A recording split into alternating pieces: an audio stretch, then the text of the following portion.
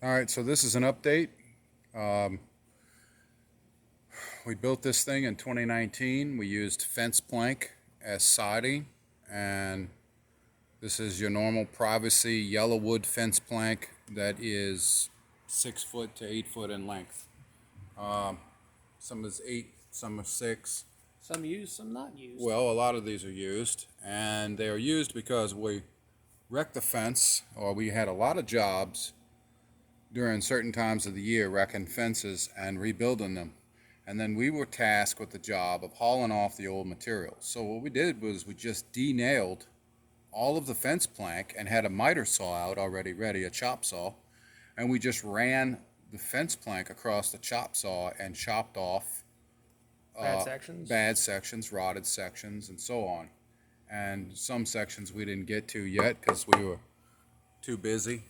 So we just said, let's stick them up here, pile them up, and get them ready. And so we had that. And then, of course, we had a lot of leftover paints that we were tasked with removing during renovations for different buildings for people, painting interior paints, exterior paints, and so on and so forth. So what we did was we took all of our latex in different cans, different colors and different sheens, eggshell, white, Some gloss. some gloss, some exterior, some interior, and we mix them all together to make a primer because these fence plank soak up a lot of paint, especially when they're finished drying in the sun. And so if you ever do use fence plank to install, beans, it's 2019, we did this shed, we finished it, and we're almost in 2024 right now. That's good 4 years. Our fence plank is about almost a half inch, about a little bit more than a half inch. Some vary in different lengths and sizes. I'm sorry, thicknesses, because they're not exactly super true. Different years of manufacture and such, huh? No, different pallets. Sometimes you can pull fence planks, some off the same pallet, and they're not exactly the same width, same thickness. Some are a little thinner than others, as you can notice. So that doesn't really matter because you don't notice it when you put it up. As you know, we got some newer fence plank here. This is reserved for our privacy fence. But if we do need to use them for siding, we can. And these are some shortcut pieces that we saved. And I found that you can butt the seams together and get it to look good.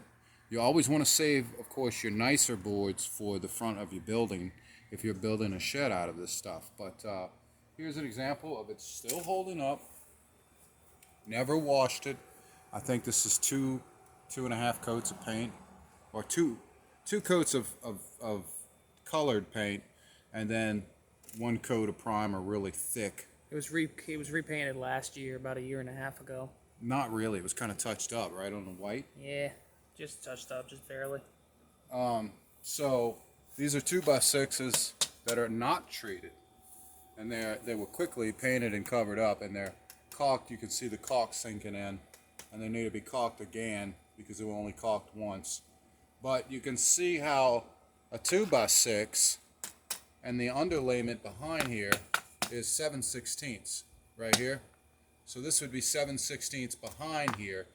I think we used OSB, Yeah, just we did. cheap. We found it on sale for $7 for 4x8 sheets. So we bought it at Home Depot when it was cheap. Every now and then you can find a sale on OSB, and OSB is really, to me, it's trash. Folks up north call it beaver puke. I call it trash. It's basically particle board, and plywood is really desirable, but it's so expensive.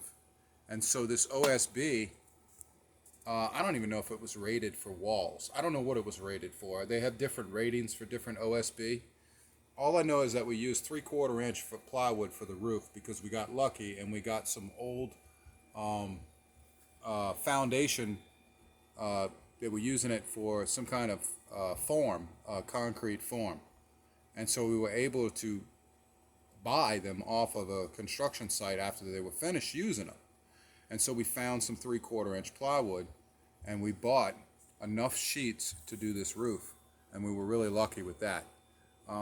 but we have no problems. Not still to this day, and this shed has not moved. Those doors still close the exact same way they did in 2019 today.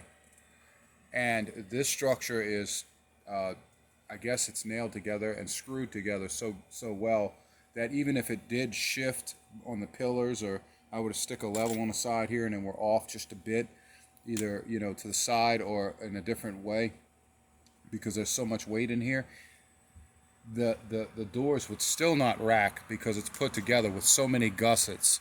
Gusset is an angle like this, cut at a 45-degree angle.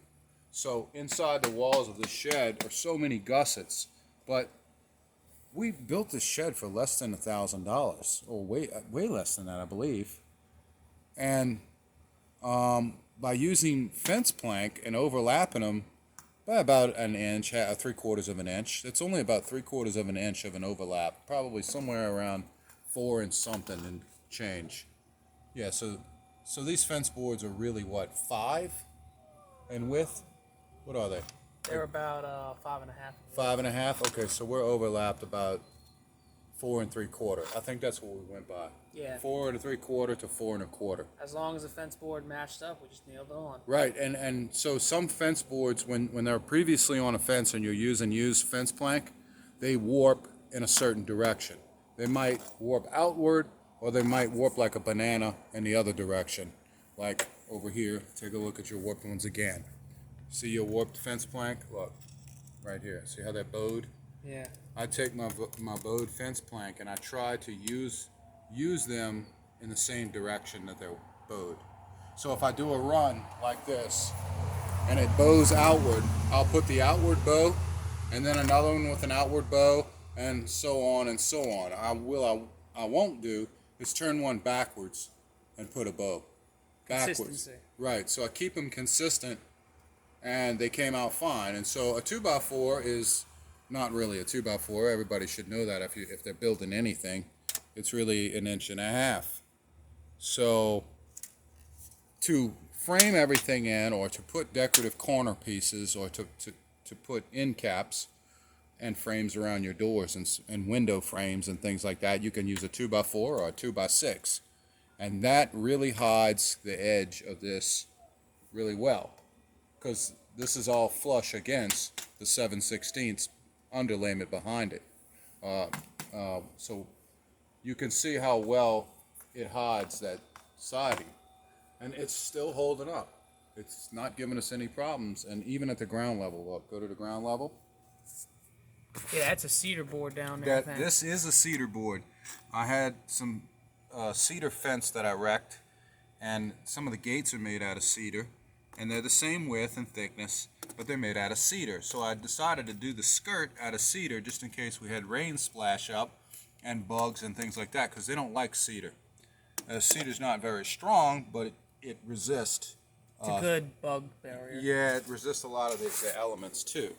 So that's what we got, and this was I think a 3/4 inch plywood too for the doors. 3/4 inch plywood, and then of course 2x6. Modern 3/4 inch plywood. Yeah, this was modern 3/4 inch plywood, non-treated. What they call 23/32 or whatever. Yeah, 3/4 is now 23/32. Go figure. Yeah. So, and then for the fascia, my tin, I wish it would have been a little longer, because look at it, it's running on my fascia. But this fascia is not a normal fascia board. It's actually a deck board. A deck board makes a really good fascia board on a shed if you're building something tough, because it's already meant to withstand the elements, and it's already thicker than your normal fascia board. So it worked really good. And then this is like 3/8 or something like that. That is plywood. 11/32. 11/32 as the soffit. So that's what we use as the soffit, 11/32. It's actually stronger than what's on a regular house. Yeah, it's actually stronger than what's on some of these rich houses running around. Yeah. That's usually 1/4 inch or 1/5 or whatever. Sometimes. Well, they're cutting so many corners with construction, and their building code is shit today, international building code. So, and they cut so many damn corners that when a storm comes by, or windstorm, or rain, or something like that, or hail, or whatever, you got all this damage, so that it's never ending work and insurance claims and stuff. So we don't even have this shed insured. We didn't want it insured. It doesn't need to be insured. It's not a Home Depot type tough shed. If this was a tough shed and it was 4 years old, at the bottom the OSB fake T111 with the texture, Actually got some right there. with the texture in it would already be rotting at the bottom. 4 years later, it would already be discolored and rotting at the bottom if this were Delaminating. Yes, if this was one of those Home Depot tough sheds. So, painted fence plank, even though it's used, is probably the best siding that I've come across. It's just you don't get a lot of width. Probably withstand an impact pretty good too. I bet it would withstand a good impact. I bet it was. It already withstood a hurricane. Actually has. Yeah, there was no problems with this, but of course we didn't have any real damage to. Well, actually we did. We had a busted water main because it actually shifted one back corner of a raised house. Some of our fence fell too. And it dropped some fence too. So we did get some wind, and it's still here. So I don't know why people are spending a fortune on hardy plank and other things like that. If you can find a privacy fence, and I understand some parts of the country don't use privacy fence, but in your cities, you got people that throw away fence plank after especially after a job. After a storm is a time to run out and find fence You'll plank. find all kind of rotten wood out. Some of it's not rotten either. Well, even if you got a bottom section of fence planking that's rotten, you just cut it. And if you have a 6-foot fence plank board, you cut off 1 foot. You still got enough to if you're straight enough, if your eye's straight enough, or if you used the proper tools, whatever you need to use. If you want to use a level, it's fine. I use a tape measure. I just go one side, and then I match it with the other side, and I'm like, all right, there it is. Tack it up, and I shoot it with a 15 gauge trim nailer, and I shoot them at an angle. So I might use a right hand angle, a left hand angle, right, left. I might go up a little or down. It doesn't really matter. I just angle my nails and then make sure they're long enough to penetrate, whatever backing I have. And so, obviously if you're pre-wired, you need to watch out how who wired your place, and you don't want a nail that's too long that's going to shoot way through the wall and puncture any Romex or anything that's in there, short out any wiring. But something like inch and a half. Inch and a half, yeah. Inch and a half nails. Inch and a half would work pretty dang good. Yeah, so if you had a bunch of inch and a half exterior nails for a 15 gauge nailer, like a battery operated nailer like I have, pop, all the way, done. I mean, so this is a pretty side. I don't even know if we had a chance to paint the primary coat. It is primed, but it's not primary coated like this. It's not coated like this? Is it No. even caulked in on the other side? It is caulked in. Well, let's see what happened to it after all these years. Okay, so here's the back side. Yeah, you can see painted side, non-painted side. Okay, so here's the back side. Go up to the top, show the roof line. Yeah, so we didn't bother to make any super straight cuts right here on the back side.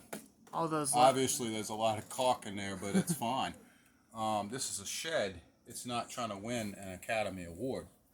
But look at all the caulk that was used. And all the latex paint, too. And that was used. These are the worst boards that we had. We saved them for the back.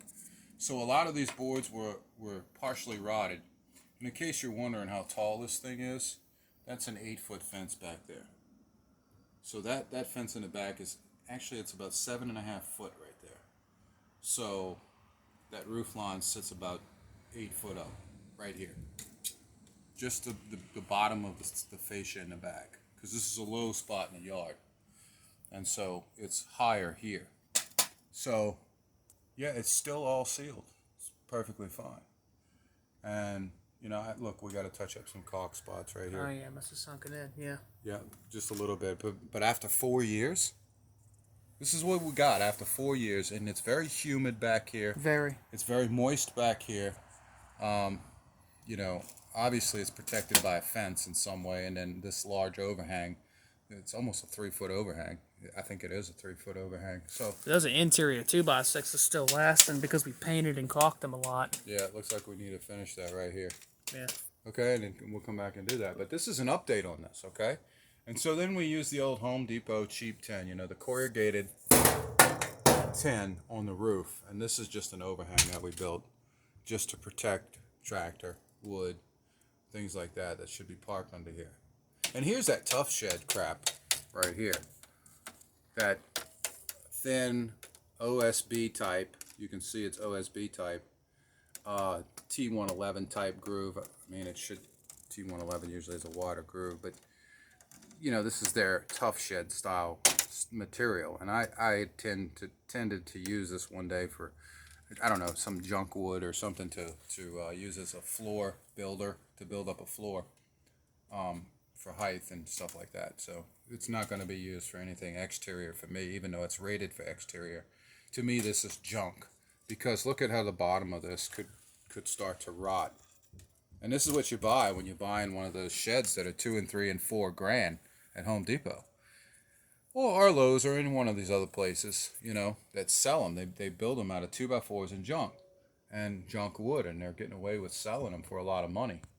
And I understand they're prefabbed and all that junk, and that's the convenience of everything, but they will not last as long as this will. This will be here after I'm gone. I know it will. And that's because each one of these fence planks are treated. So if you had a whole bunch of this stuff, why wouldn't you use it? And so this was free to, actually, we got paid to use this. So we got paid to haul off the old scrap and do the fence job. And part of the fence job was removing the debris, and we got the debris as building materials. Most economical side, never. So if you want to talk about green deals and being an environmentalist and being environmentally friendly, you can't get any better than this for those people that. It's green both ways. Yeah, I mean, it's a double win-win. And so here's our backside of our rack of fence planks saved. You can see we got old that we hadn't chopped the tops yet, chopped the dog ears off yet. And here's some of our new fence plank that we had left over from our fence job, our private fence job. Some 8-foot boards. And then we have a few 8-footers here that come out a little longer. And so, yeah, this stuff is ready to go. And this right here actually would side, probably, this fence plank right here would probably side, what? This whole side of the shed, and probably Some of the the back other of the shed and the side. Yeah. And maybe even start a little of the front. Yeah, it would.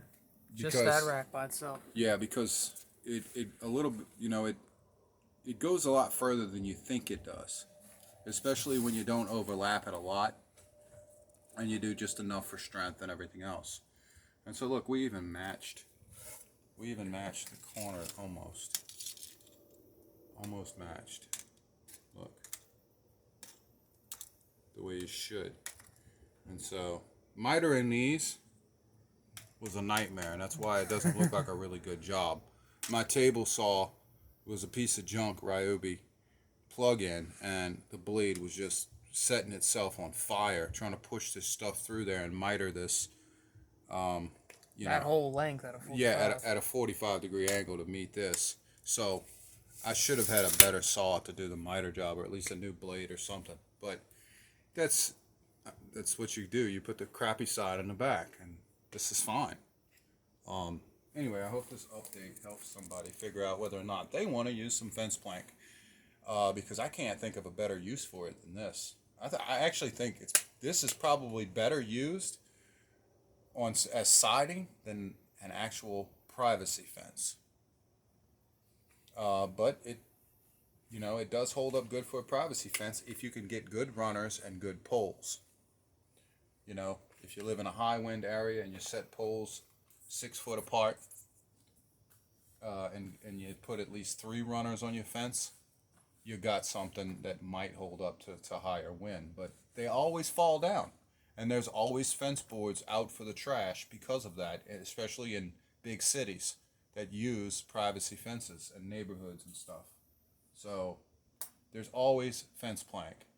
Would I go out to Home Depot and buy a whole bunch of fence planking for siding? No, absolutely not, because it's too expensive to do that with. But it's still cheaper than Hardy Plank. Hardy Plank's like what, $8 for a 15-foot, I mean a 16-foot section, or maybe $10, Yeah. $12 for a 16-foot section, and it probably went up in price. Yeah, I mean, I have no idea what the price is now. I think it is pretty expensive, though. It's- Judging by the way everything else is going up, yes. So it's really expensive now. So And these yeah. are like $2 a 6-foot board, right? They are $2, 6-foot board. So it yes. might still be cheaper to use brand new fence plank for siding. It still might be, yeah. That's sad. But hey, it's something to think about. And even, if you had something laying around, I wouldn't hesitate to use something like if I had to rip sections of useless plywood that was too small or too thin. Like somebody ripped a 2-foot by 8-foot section and I wanted to rip it into siding, as long as I had everything that matched. But fence plank is probably the best siding that I have discovered out of used material. It is. I mean, it's not grooved, it's not cut to a groove or anything, but can you tell? Nope. I can't tell. So I don't know. I had to stand up on a trailer to show the roof line. The eave, the peak. You can see how we stuck one of those cheap Home Depot vents in there. You could buy those at Home Depot or Lowe's. And it's an octagon. And we just cut, I think, 10-foot 2x4s to make the octagon. But you see how the siding went nicely against that. It just sat up against that nice. Now I think we have that 2x4, that 2x4 frame that's outlining over the actual fence plank itself. I don't think we have the fence plank cut to meet the standards of that. I think we ran the fence plank into We did. because we didn't know we were going to put a decorative octagon around it. So what we did was we ran the fence plank up to the vinyl vent, and then we did an octagon around it later.